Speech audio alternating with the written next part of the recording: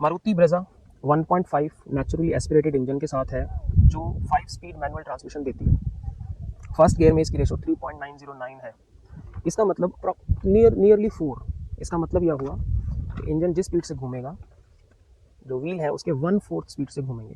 4:1 की रेशो आप नियरली मान लीजिए, वैसे 3.909 है प्रिसाइसली। और ये इतनी हाई रेशो इसीलिए दी जाती है कि टॉर्क चाहिए। अगर मैं कंपैरेटिवली क्रेटा देखूं तो क्रेटा में जो 6 स्पीड मैनुअल ट्रांसमिशन आता है 1.5 में 3.833 इसका रेशो है, आसपास है, कोई ज़्यादा फर्क नहीं है। तो जिस तरह से वो पुल करेगी क्रेटा, उसी तरह से ब्रेज़ा भी पुल करेगी। सेकेंड गियर में जो ब्रेज़ा है इसका रेशो है 2.043, वेयर एज क्रेटा के लिए 2.143।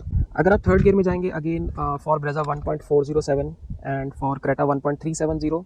Similarly fourth gear for Brezza 1.065, 1.036 for Creta. जब रेशो 1 से छोटी हो जाए, इसका मतलब ये हुआ कि अब इंजन कम स्पीड पर घूमेगा और कंपैरेटिवली व्हील ज़्यादा स्पीड पर घूमेगा। यहीं पर थोड़ा सा ड्राइविंग का एक फील गुड फैक्टर हमें मिलता है।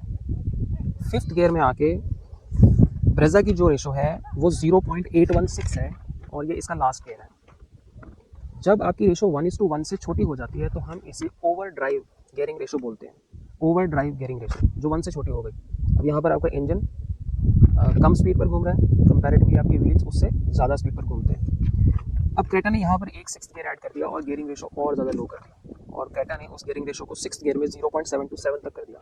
इसका मतलब इंजन की स्पीड और कम हो गई कंपैरेटिवली व्हील की स्पीड। इससे क्या हुआ? इससे फील गुड फैक्टर आया ड्राइविंग के अंदर। वो कैसे? जैसे आप 5th गियर पर अगर आप ब्रेज़ा को 100 किलोमीटर की स्पीड पर चलाएंगे 5th गियर पर, तो अप्रॉक्सीमेटली 2800 आरपीएम के आसपास हो जाती है नॉर्मल कंडीशंस में। अगर उसकी स्पीड 100 किलोमीटर पर आवर है 5th गियर में, अगर आप उसे क्रूज़ कर रहे हैं, तो अप्रॉक्सीमेटली 2800 आरपीएम उसके रहेंगे। अगर आप क्रेटा को 6th गियर में 100 किलोमीटर की स्पीड पर चलाएंगे, इसके आरपीएम रिड्यूस हो जाएंगे somewhere near to 23 to 2400, less than 2500, 22, 2300। ये जो 300-400 आरपीएम का डिफरेंस है 100 की स्पीड पर, ये आपको एक फील गुड फैक्टर देता है।